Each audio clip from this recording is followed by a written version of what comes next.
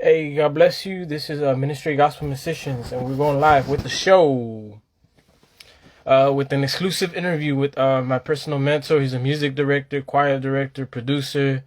This guy, he's been a blessing to me. He's actually the one has helped me, has taught me everything that I know about gospel music and gospel in general. He's my mentor, and we're gonna bring him on right now with an exclusive interview.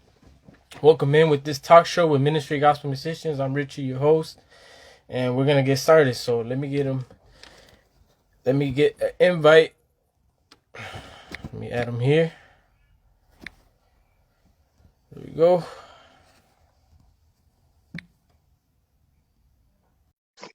Welcome in, everybody. In. Okay, Cleveland. Okay, he's there. Doc, go ahead. I send you the invite. Jay Garcia, welcome in. Original JB, welcome back. And we're gonna get started with this exclusive interview with Cleveland Boney, music director for St. Mark Baptist Church. He's also a teacher, choir director, and just a phenomenal musician. So I had a blessing of bringing him in, and he's going to be able to see if we were able to connect. Hopefully we don't have internet issues. All right. Just a few questions, getting some experience from him, kind of talking to him, getting some knowledge from other musicians and preachers, starting preachers. So it's going to be the talk show. So welcome in, and let's see if we can get connected. We're waiting for you, Doc. Waiting for Cleveland. Oh man, okay. Let me resend it, saying that you weren't able to connect. I'm gonna resend the request. Hopefully, we don't have any issues. Waiting for Cleveland Boney, so we're waiting for him. Give us a little bit of patience. There we go. Woo. Hey, sorry about that. Sorry about that. I was trying to make sure. Hey, at least we locked in. All right, yeah, we're locked in. So this is the talk show with Ministry Gospel Musicians. This is Cleveland Boney, and we're gonna get started with this exclusive interview. I'm glad that you were able to set this interview, and I know we had it before, and then there was some noise and stuff, so I didn't really like it. But this one's gonna be a lot more stronger, and we're coming all the way, 100%. So, I mean, how was your day? Long, long day of teaching. So Awesome. I'm tired. But, for sure. I understand. So tell us where you're from. Where's your hometown? Where are you from? Hometown. Well, I'm from the great state of Minnesota. I was born in St. Paul, one of the Twin Cities. Cold country right now. They wish they were where I am right now. But that's where I'm from. I'm from Minnesota. Minnesota. Okay. Mm-hmm. All right. So how old were you when you started playing the keyboard or piano? Or another question to follow this one is, how old were you when you started playing at church? Wow. I started playing when I was 4 years old. So it's been a little bit over 40 years. I started playing in church, though, probably when I was about 9 or 10. Wow, that's young. Under the tutelage of my uncle Louis Boney and my other mentors, Reverend Leroy Logan and his wife, who was my first, one of my first piano teachers, Chloe Logan, and was surrounded by just a plethora of great musicians. So, yeah. All right. Awesome. And then the following question, it goes kind of similar. How did you learn how to play, or who taught you, or how did you learn? Was it like YouTube? Yeah. YouTube? Did I learn on YouTube back in 1980? The answer is no. No, I started I guess it all started by ear. I would have like my family members, some of the family members that could play, would show me different things, and I would pick it up. I would just start playing. Um, Mainly by ear. I would sit down and just immerse myself in just like all the different records that my mom and dad had, and I just like listened at nauseum, and I did not realize that I was like how much music I was soaking in. I actually understood what I was doing. I knew exactly what to play. So it was definitely a gift that's been passed through the family. Um, Shoot, honestly, from both sides of my family. Um, and so That's basically how I learned. I learned initially by ear. I started taking piano lessons when I was 4. Didn't take, and then about 9 years old is when I started taking lessons again, and that's when I really started learning how. That's when I started my classical training at that point. Okay, so you're classically trained. Yes, for 13 years. Oh wow, that's amazing. What was the name of your first keyboard? Oh man.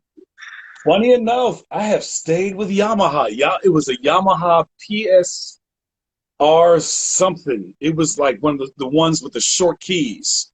But I Okay. could actually record on that bad boy. Yeah. Just little things, and I eventually like grew past it, and I borrowed my uncle Lewis's 4-track recorder. I don't even know if you know what that is, but it's Nah. back in the day when you could take like a regular cassette tape and you Yeah. can track 4 different tracks at the Okay. same time. So it's like the first type of recording studio, and that was like, man, I was like in my early teens. So fun And did stuff. you save up for that keyboard, or did someone It give was a that to you? gift. It was a Was it good? gift. I think it was like a Christmas gift or something like that. It wasn't anything big. I honestly don't think that my parents really thought in those terms. Plus, the their what I was what they concentrated more so on was like my piano playing, so my ability to play the piano, not necessarily to produce music. It was always about the piano itself. And so we had a piano in the house, a spinet, that I played on, and I I never I never really they never really kind of invested in the whole production part of it. It was only about the piano playing and the piano lessons. Okay. Yeah. So now that you have so many years of being a musician, so many years of experience, and because I know, has there ever been like a plateau as a musician, like as a music director, in your as your musical journey? Has there ever been like an obstacle? And what's that for you? How's that been, or how did you, or if there is? I think that after I was done with piano lessons, I think I stopped really trying to read, and I relied a lot on my ear, primarily because I was playing in churches, and in churches, your ear is everything. How you play um, relies not on the notes that are in front of you. The churches that I was playing for weren't playing from hymns necessarily, and if they were hymns you already knew, and so you better know the key. Yeah. Like we kind of talked about, we talked about that. Right. Yeah. But no, I think that the plateau that I reached was really I um, when I stopped trying to read and was relying solely on my ear. I could read, obviously, but I stopped trying, and so it became an obstacle later because I had stopped the practicing of reading. Again, can read, but the sight reading aspect of it was never good. So me doing like uh, what do you call them? Like running rehearsals for like theater. If I didn't know the music beforehand, I was I was shocked. I've had a couple of projects that were given to me that required me to read something, and because I didn't, I took too long or whatever have you, and I had to rely strictly on the sight reading aspect of it. I had to cancel or I had to bow out. And so it is definitely an obstacle for me. And what I'm doing to overcome that obstacle is little by little, just sitting down with like a simple piece of music and just playing it. But the truth of the matter is that with me teaching as much as I do, and everything else that I have going on, it's almost impossible. It's one of those things that you really need to hone in early in order for it to really stick, unless, you have some time and this is not just a hobby, unless this is more, I should say, this is more like a hobby, not a life choice or a life's mission or what you decided to do for your career, Right. which I've done. Yeah, and I actually saw a post that you did in Facebook. I think it was Facebook, if I'm not mistaken. You did a similar post where you were talking about like how it's supposed to be like a lifestyle, like Oh yeah, part of you, and that's a big thing to take in. Yeah. mm-hmm. So when you practice, well, I'm pretty sure you do. What does that look like now? Your practices, like, because you're consumed with lessons and you're consumed with other things, musical. But when you do practice, how does that look? You see it every Sunday when I'm in church. Okay, that's you That's pretty practicing. bad. That's you That's pretty practicing bad. right there. But the truth of the matter is that when I'm in church, I'm kind of practicing, maybe different ways to play my chords or whatever have you. Because honestly, the time to sit down and just practice something, if I'm not producing or if I'm not, playing a gig or I'm rehearsing for or I'm practicing specifically for a specific gig, or if I'm not teaching, it's there's no time. And so the only time I have a little bit of where I'm in front of a keyboard or some kind of keys is at church. And so I utilize that time to sometimes play around with some things. And we do come up with some stuff, man. It's kind of cool. Yeah, yeah, It's really more definitely. so for chord progressions, because at this point in the game, for me, it's about understanding um, uh, or putting into practice the theory that I do know. And so practicing things like that. I wish I had more time to do a lot more of that, because I really honestly would like to delve more into that. More so just because it's a good skill to have, obviously, but Yeah. also it's good for the teaching aspect, so that I can not only just explain this to my students, but I can also show them, and show them proficiently. Okay. All right. So give me Cleveland's Boney top 5 jazz pianists. Your list. Cleveland's Boney list. Top 5 jazz pianists. Top five: Oscar Yeah. Peterson's number one. Okay. OP. Uh, Keith Jarrett is number two. Um, this not as well known pianist, but John Beasley is number three. Man, who's number four? Number five. It's rough. You say what? I'm saying it's rough. Yeah, that's a hard one. Um, oh, Corey Henry, number. And Oh no, no. If you that's want to hard. add him, yeah. If you want to add him, there, I was gonna go to the gospel pianist and organist as well. Well, he's also a killer jazz Right. pianist Yeah. too. Right. Right. Uh, Yeah. So he counts. Yeah. That's true. he does. Yeah. And like Bill Evans, Well, that's- so yeah. okay. Now your gospel top 5, including organist players. I mean, any person with the last name Burrell. All right, Mike Burrell. All right. For sure he's one of my I top. forget the guy's name. He used to play for Tri-City, and I can't remember his name. He was one of my also my favorite keyboardists. What's his name? Donald. Tri-City Singers or something like that. Okay. Tri-City Choirs. Tri-City Choir. I don't remember the pianist. Yeah. And then what's her name? One of the Clark sisters. What's her name? I can't remember her name. It was the key.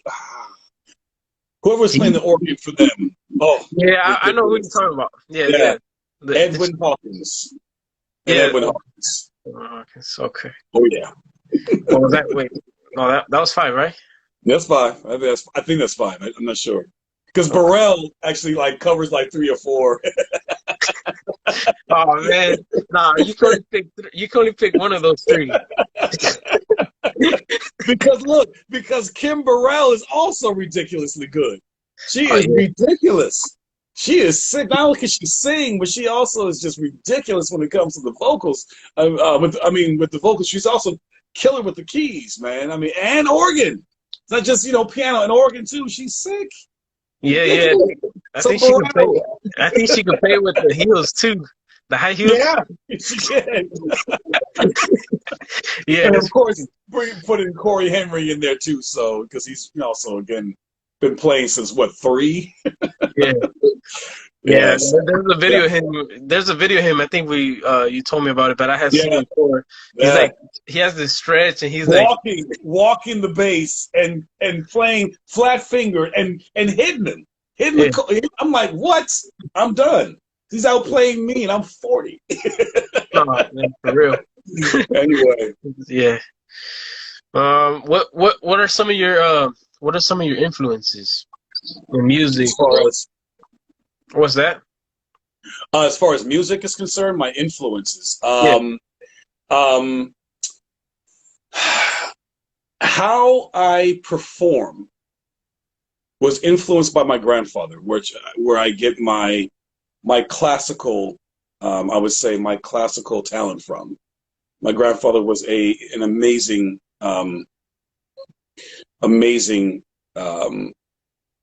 concert pianist. He didn't like to say it, but he also was a jazz pianist too. But in his religion, jazz was kind of a no-no. So, but Cleveland Boney was not only just could he play that, he could also play the fool out of a xylophone too, and he made his own xylophone while he was in Jamaica. The man was a genius, to be honest with you, and I owe a lot of my musicianship, like performance. The way that he performed. I used to listen to this tape of his that would literally be. I think it doesn't even exist anymore because I think I That's my mom. took it down to its nub to it no longer actually no longer actually played anymore. I listened to it so much, and I took a lot from it. I mean, I could almost like verbatim tell you what songs were in order at one point. It was ridiculous. But my performance, what's the word I'm looking for? The way that you perform, when you're on stage, definitely came from him on the classical aspect of it. My earliest gospel influences were, of course, my uncle who played in the church that I started in. And then, cats like Minnesota? James. In Minnesota? Yes. Okay. Mm-hmm. And then James Cleveland and the Hawkins. Anything Hawkins. Tremaine to Edwin and Walter. All of them were huge influences on me. Because that's all I pretty much listened to growing up. People like, you probably don't know these names, but Sandy Patty and Lionel. What's the boy's name? Anyway, I want to take notes. Eva and some other guys, the Heritage Singers, the Well, Gaither Trio. I don't know if you know who they are, but I mean, all these I'm guys. writing them down. Yeah. Yeah, all these people, were huge influences in the way that how I shaped the way that I play my music, um, in the very beginning. But my ear always went to like jazz, and so I didn't know many jazz artists at the time. I was listening to some things like Nat King Cole, yeah, and Carmen McRae, some other jazz, musicians. But for the most part, it was mainly gospel and religious music growing up. So Okay. Oh, the original JB said I met Sandy Patty. really, that's awesome. Is she still alive? I wonder if she's still alive because she's been around since she was a grown person when I was a kid, and I'm already in my 40s. So I wonder if she's still alive. Someone knows. Commented on the section below so you can know. Okay. What's your favorite gospel band or gospel song at the moment? Carmen. My favorite gospel song.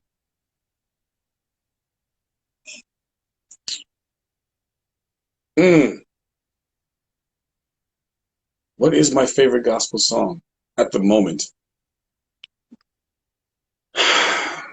It could be at the moment or all time. I think of all time, and probably still in the moment, is Total Praise. I don't believe he brought me this far to leave me. And by the way, original JB, Carmen McRae is my grandfather's first cousin. Oh wow! That's the reason why I listen to her, is because she literally is family. Okay, she's still alive. She's still alive. All right. Oh, that's good. Thank you. But yeah. So but yeah, I think James Cleveland's. I don't believe he brought me this far to leave me.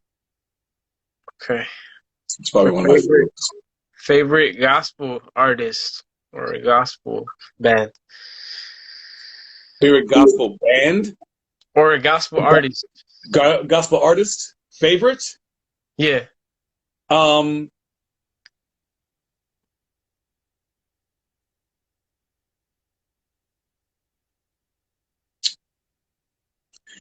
You know what? It's gotta be, it still is. It still is. Fred Hammond. Fred Hammond. Really? That man has the gift. Has the gift of like he's what they've been calling the modern day David. I mean, like his ability to just the words that he comes up with in his music. It's just, I mean, there's no one that can honestly touch him. I mean, you hear the cliche, things in songs, but my man is coming with like heart-wrenching, and he always has, like from the beginning. You could even hear it in commission when when he was playing with them. You know what I mean? So, I mean, just amazing stuff, amazing stuff. So, he's definitely my favorite artist. Okay. What's some advice that you would give to musicians coming up that are learning, that are beginning? What's some advice that you would give them? Practice. Oh, yeah. Practice. Yeah. Right. Practice, Richie. That's what I practice. Okay.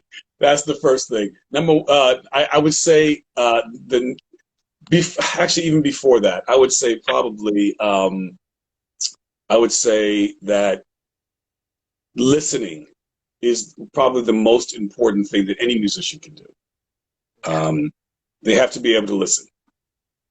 The second thing, you have to find time to practice. Can you explain a little bit more about like that listening part? Is it like listening to instructions or listening to as a musician, you have to go. It transcends just the feeling in the room, like even creating the mood. you are the facilitator of that movement. What music is mood changing. I mean, it's what we use as the background to support our emotion. I mean, even if we're feeling sad, sometimes we hear the music that will go along with it. If we're feeling happy, we'll hear that music that goes with it. You know what I mean? Right. Because it's parallel with it. So I think that that the listening aspect means that you are gauging everything that's happening in that moment. You're not only just understanding the mood, but you're also hearing all the notes that need to be played. You're hearing everybody else's note. You're hearing the rhythm. You're hearing the beat. You're hearing everything. It's not just what is in front of you and what you're supposed to be playing. If you're playing whatever instrument you're playing, it's about everything that you're listening to, everything that you can Okay. hear. That should shape what mood you bring to that moment. And that's what the listening aspect of it is. And I think practicing is self-explanatory.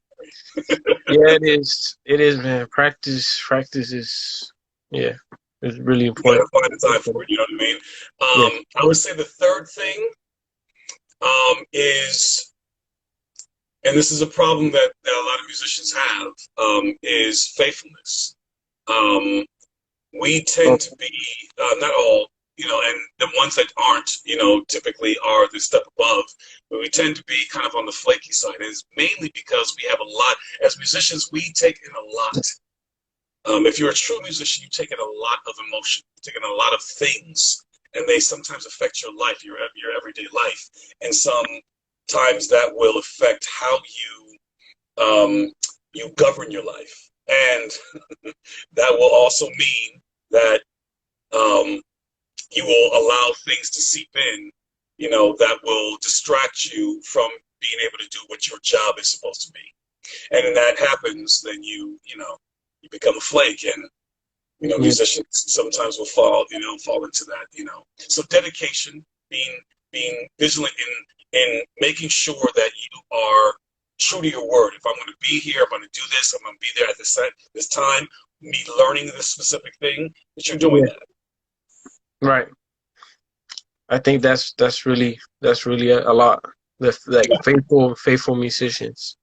Mhm. Like, yeah, those are all great advices. And well, that's all I can think of the all these questions. I don't know if you have something to add or if you want to ask something else. This is cool, man. I appreciate the time to actually talk about this kind of stuff. I appreciate it, man. We're gonna have you again and some other stuff. Me and you are like we're linked already. So Yes, we are. yeah, and then I'll see you tomorrow. For Yes, you everybody who will. doesn't, yeah, everybody who doesn't know, he's my personal mentor. He's my music director at church, St. Mark's. If you want to come visit us, and I appreciate Cleveland for taking this time and doing this interview with us. And we hope to see you again soon. Oh, okay. We have a question there. Oh, I think the future of gospel music is what will change and what will stay the same. to be honest Go with ahead. you, what the future of gospel music is exactly what it's always basically been. It's been kind of like the front runner for all major music. You think about like how you hear these different chord changes that they've been doing for like the last 20 years, and now how it's kind of seeping into your pop music.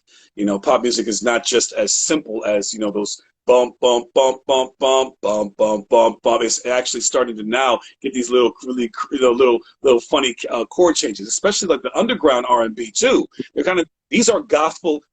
These are gospel musicians. And think about this too. And I mean all of the pop music stars that are out there, their musicians are gospel musicians. The good ones are the ones that are like the primary, like the bass player usually, not always, but sometimes. The the keyboardist for sure, and the guitarist, but especially the drummer. In fact, I don't know if I know any other drummer, um, that any group that's out there that doesn't have a drummer that wasn't a church drummer. Seriously, Right. because There's that's a just lot. how it is. So because of that, you have they're who you'll see, shaping, how music will sound in the very near future. They're doing that stuff right now in church. Even the I don't know if you noticed this, but the Greatest Showman, that movie that came out. The Yeah. music that came out was straight up Hillsong, was straight up Bethel or Jesus Culture, or that kind of Yeah. that music was straight up gospel or church music. Church musicians on either gospel or, like I said, on the other aspect of it.